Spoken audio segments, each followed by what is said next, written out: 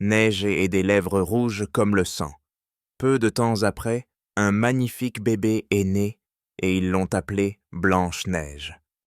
La gentille reine est morte et le roi s'est remarié très vite avec une femme bien différente. Cette nouvelle reine était très belle, mais aussi très fière et cruelle. Elle avait un miroir magique et chaque jour, elle lui posait la même question. « Miroir, miroir magique, qui était la plus belle? C'est vous, ma reine D, la plus belle de toutes. » Mais Blanche-Neige grandissait. Elle devint une jeune femme douce et absolument magnifique. Elle jouait avec les animaux sauvages et chantait de jolies chansons sous le soleil du matin. Depuis la fenêtre de sa tour, la méchante reine l'observait, rongée par la jalousie et la colère. Un jour, la reine s'est postée devant son miroir magique et a reposé sa question. « Vous êtes belle, mais Blanche-Neige est 1000 fois plus belle encore. » La reine est entrée dans une colère noire. Elle est devenue verte de rage et de jalousie. Elle a appelé son fidèle chasseur et lui a donné un ordre horrible. « Emmène Blanche-Neige dans la forêt.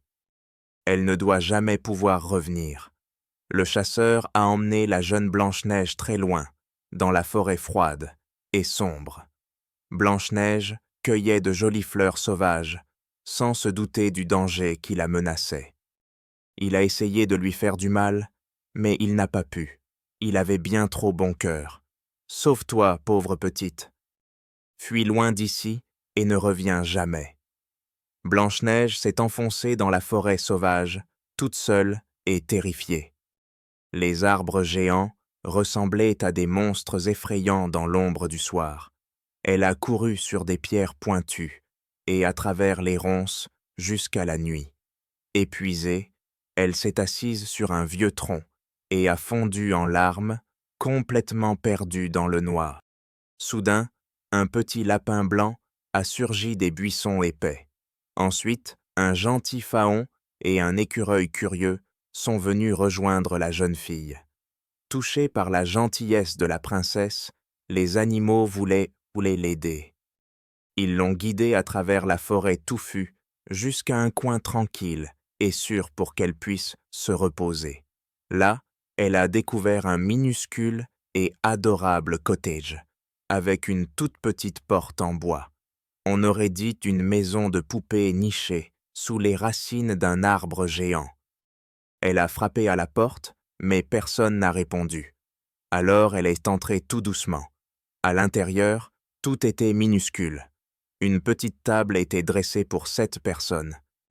L'évier débordait de vaisselle sale et le sol en bois était plein de poussière. Morte de faim, elle a goûté un bout de pain sur chaque petite assiette. Épuisée, elle s'est allongée sur le 7e lit et s'est endormie profondément.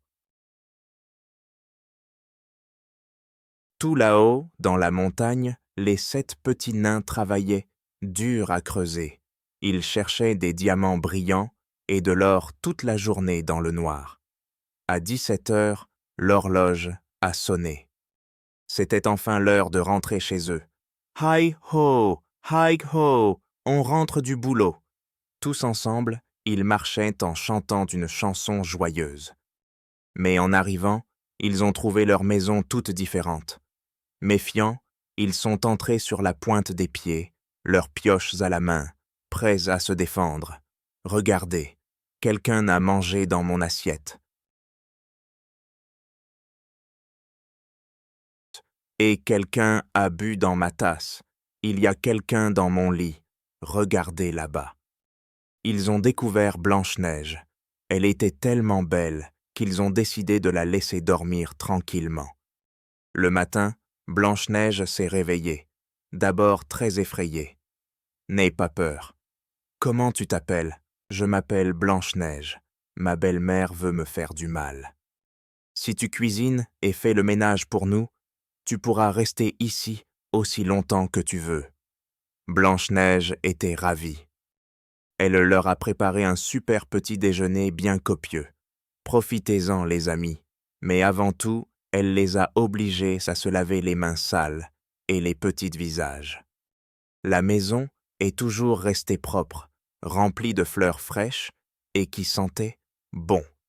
Le soir, ils jouaient de la musique et dansaient près de la cheminée, tous heureux.